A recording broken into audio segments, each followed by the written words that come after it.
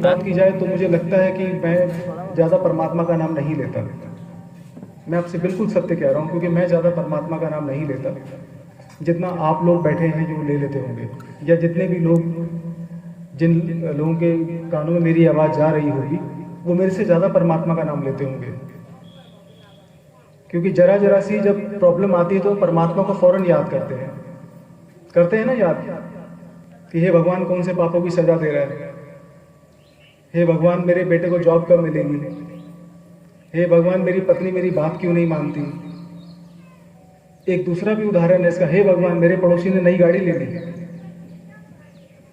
हे भगवान मेरे पड़ोसी का प्रमोशन हो गया, या बोलेंगे हे भगवान मेरे पड़ोसी का बेटा किसी बड़े शहर में जाके अच्छी कमाई कर रहा है। तो हम भगवान के लिए हर चीज के लिए भगवान को दोषी ठहराते हैं। भगवान क्या बोलते हैं कि भाई मैंने जो तुम्हें देना था, तुम्हारा जीवन पर्याप्त मात्रा में अच्छे तरीके से जीने के लिए, वो मैं दे चुका हूं, लेकिन हम उस चीज का इस्तेमाल नहीं करते। हम बोलते रोज हैं, लेकिन हम उस चीज का बिल्कुल भी इस्तेमाल नहीं करते, और उस चीज को हम कहते हैं बुद्धि, विवेक। वेदों के अनुसार जो 4 अवस्थाएं होती हैं हमारी चेतना की, एक होती है जागृत अवस्था, एक होती है स्वप्न अवस्था जिसके अंदर हमें सपने दिखाई देते हैं, एक होती है वो अवस्था जिसके अंदर हमें गहरी नींद आती है। मतलब आपके जीवन में अनुभव हुआ होगा, जब कभी आप बहुत थके हुए होते हैं, सो जाते हैं, तो सुबह 6 या 5:30 बजे आपकी आँख खुलती होगी, तो आपको लगता होगा वाह कितनी बढ़िया नींद आई आज। तो जिस अवस्था में आपकी आँख रात को बंद हुई और सुबह खुली और आपको सपने भी नहीं आए, वो गहरी नींद की अवस्था होती है।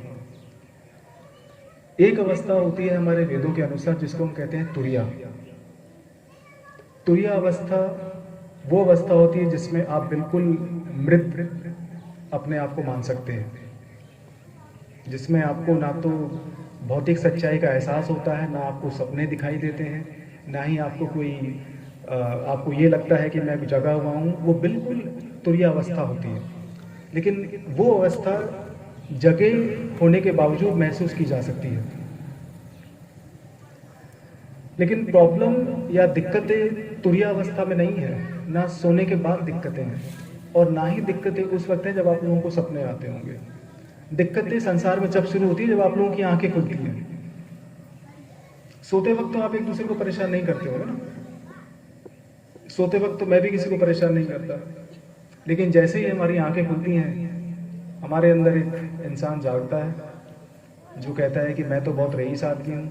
एक दूसरा व्यक्ति जागता है जो कहता है मैं तो गरीब आदमी हूँ। एक और व्यक्ति जागता है जो कहता है कि मेरे को सबसे ज़्यादा ज्ञान है। एक और कहीं महाशय अपनी नींद से उठते हैं, वो कहते हैं कि आज मुझे उससे बदला लेना है। तो अगर मान लीजिए कि हिंदुस्तान के जब रात में जब सारे लोग सो जाते हैं, तो दिक्कत तब शुरू होती नहीं है। दिक्कत तो तब शुरू होती है जब हमारी चेतना वापस आती है। उस चेतना के साथ साथ हमारे मन में लोगों के लिए नफरत वापस आती है, हमारे मन में लोगों के लिए जेलसी, ईर्ष्या वापस आती है, हमारे अंदर प्रतियोगिता की भावना वापस आती है, हमारे अंदर दूसरे के प्रति जो हीन भावना होती है वो वापस आती है। उसके बाद और जितनी भी परेशानियां होती हैं वो सारी की सारी जागृत अवस्था में वापस आ जाती है। दिक्कत सोते वक्त बिल्कुल नहीं है।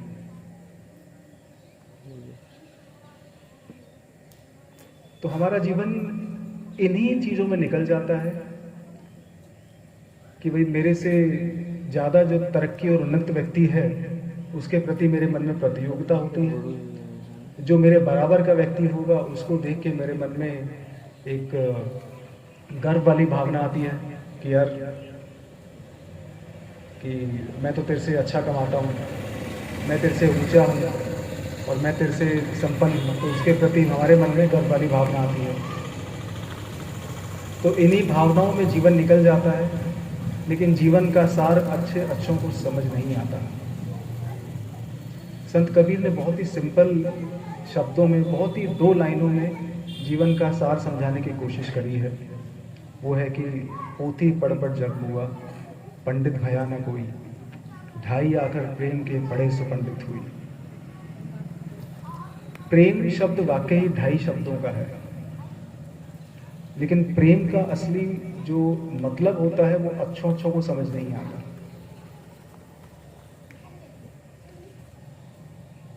मैं यहाँ पे आप लोगों की चेतना पे असर डालने के लिए बैठा हूँ, ना कि मनोरंजन करने के लिए। अगर मेरे शब्द सुन के आपकी चेतना में उथल पुथल नहीं होती है तो मेरे बैठने का यहाँ ज़्यादा फायदा नहीं होगा। लेकिन अगर मेरे शब्दों को सुन के अगर आप विचार करें और बदलाव लाने की कोशिश करें तो परमात्मा के आशीर्वाद से एक नई पीढ़ी की शुरुआत की जा सकती है, एक नई चेतना की शुरुआत की जा सकती है। एक ऐसी चेतना जिसकी हमारे भारतवर्ष को ज़रूरत है, हमारी युवा पीढ़ी को ज़रूरत है, हमारे सनातन धर्म को ज़रूरत है।